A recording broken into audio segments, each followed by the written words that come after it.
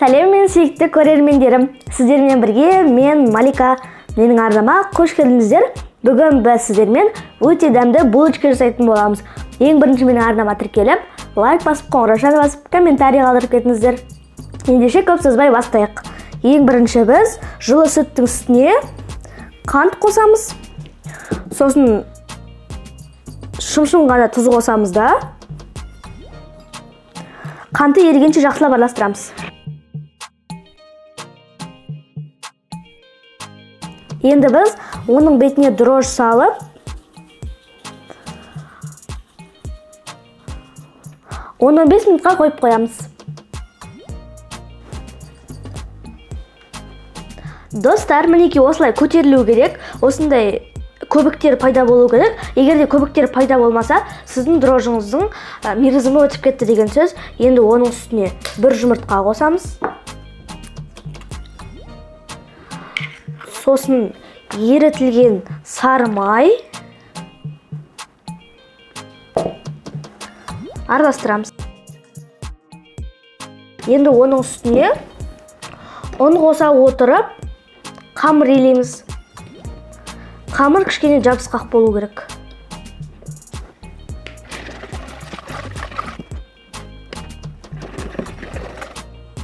Мінекей достар, бізде осындай жұп-жұмсақ қамыр шығады, айтқанымдай кішкене қолға жабысады. Енді біз оны жылы жерге 1 сағатқа, 1,5 сағатқа қойып қоямыз. Көтерілу керек. Енді ашыған қамырды майда-майда бөлшектерге бөліп аламыз. Мінекей достар, ашыған қамырдан үстіп 10 бөлшекке бөліп алдым. Қамыр қолыма қатты жабыспас үшін астына да кішкене сұйық май, қолыма да сұйық маймен майлап алдым. Енді формасына келтіре бастаймыз. Достар, енді біз бір күлшемізді алып, оқтаумен бүйтіп сопақшалап жаямыз.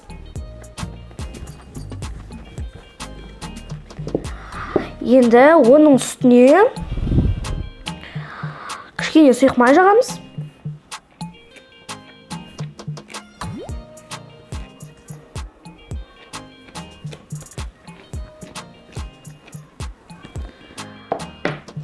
Қант себеміз.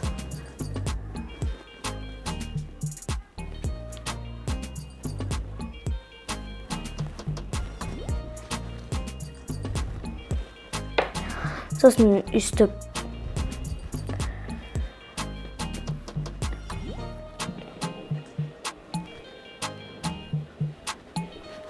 беттің шеттерін бекітсеңіздер де болады. Сосын дәл ортасынан үстіп кесеміз.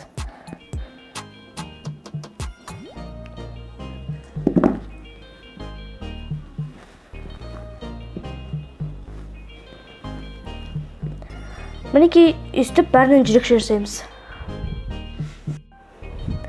Достар, мінекей жасап алған соң противенға саламыз, оның бетіне жұмыртқа жағамыз.